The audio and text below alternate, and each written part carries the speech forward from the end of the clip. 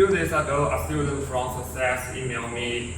He said he was interested in traditional Chinese culture, especially in Lu Xun's characters. So he wanted to know some stories about Lu Tang. As you can see, I'm going to focus on three main things from the Lu Tang. Speaking of Lu Xun, we can think of first image about his Kong Yiji, which is an image of an ordinary and ambitious scholar in the old society. And next, I will use a VCR to show you its generates our understanding of the image. Let's look at the video. Kong Yiji is a novel with astonishing generality.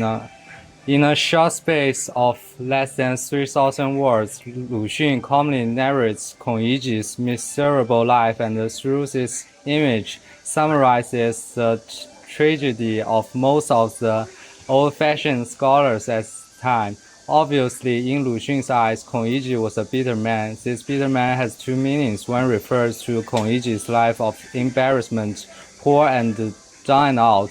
Although he was a scholar, he could only drink standing up and the money was mostly stolen. Kong Yiji is a scholar from the fall into the inextricable and extricate themselves from the plight of survival and had to occasionally do some theft. In order to maintain survival, the other meaning of the bitter person probably lies in Kong Yiji's spiritual pain. Kong Yiji is no doubt a fallen Chinese old-style scholar. As a scholar, there is a higher level of spiritual needs besides the need for survival.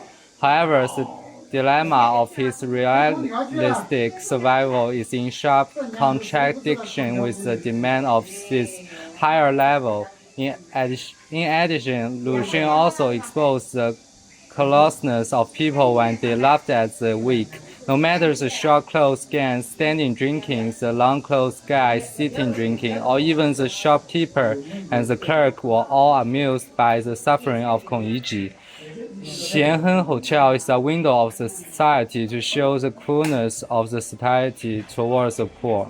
Thank you. Opera is an article we are all familiar with. We are fascinated by the scenes in which the characters are rushing to the stage to watch the social drama, and we was also found the village opera stage in Lutang. Now let's see the next VCR to show you the village opera. We can see a stage behind, and we also know that the great writer Lu Xun once wrote an article called Village Opera. In this article, Lu Xun recounted his free experience of seeing the opera in different places. What this novel focuses on is my different feelings toward the true life scenes of metropolis and countryside and different human relationships. Why so Beijing opera in the metropolis?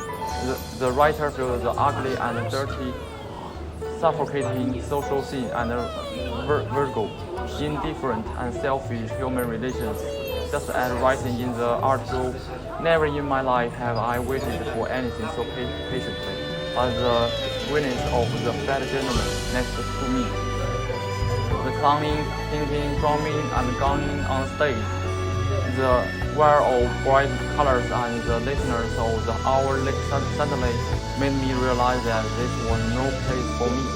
However, in the countryside, there are not only beautiful natural scenery, but also the relationship between people is harmonious. The writer feels so happy. The author criticizes the urban theater and praised the rural social drama. What he expressed with great effort is his pursuit of truth, kindness, and beauty, as well as his hatred of force, evil, and ugly. In ancient times, social drama is a kind of drama about religion and the customers in the society, but nowadays it's also a form of entertainment. Meanwhile, there are social opera everywhere, such as Shaoxing, Huanggang, and Anshun, but there are slight. In addition to the above two things, the image of Sister Xiangling appeared in the article New Year Sacrifice is also deeply rooted in people's hearts. And in following videos, we also show you the Xiangling's sister. Let's look at it. The New Year Sacrifice is a story written by Lu Xun that takes place in Luton. I'm now located in Luton, a place that people restore according to the description of the stories. In the story of the New Year Sacrifice, I, as a young intellectual who returned to my hometown, witnessed the tragedy of the death of Xiangling's wife, the maid of the first uncle's family, during the preparation for the sacrifice.